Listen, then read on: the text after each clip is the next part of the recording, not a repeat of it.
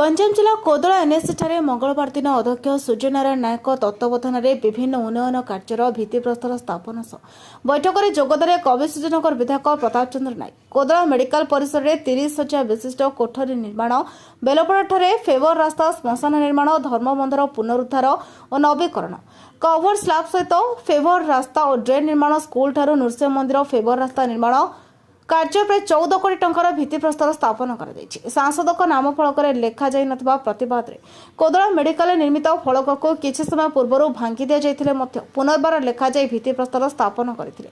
ए मर्मरे विधायक कहले अंचल विकास रे केही भी बाध्य सृष्टि करी विकास को रोकी परिबे नाही।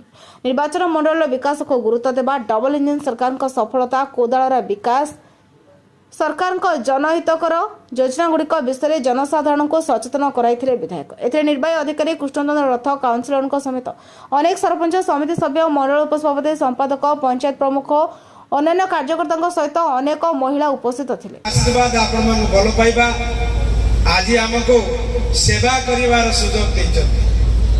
आज रही उद्घाटन उत्सव रे मंचासे मोर सान भाई कोदला एनएससी अध्यक्ष सूर्यनारायण नायक महोदय तत्संगे संगे एक्जिक्यूटिव अफिसर महोदय जेते जुग आधुनिक आड़ को जाऊना कहीं कोटी ना कोटी से मोर माटा भौणीटा समाज रे सब पछ घाटे छिड़ा एक कथा सत्य ना मिछ मते कहतु। सब मो माटा भौणीटा निर्यातित हबाकू पड़ुची, सब मोर माटा भौणीटा अवहेलित हबाकू पड़ुची, किंतु जेते दिन पर्यंत आपण माने राजनीति।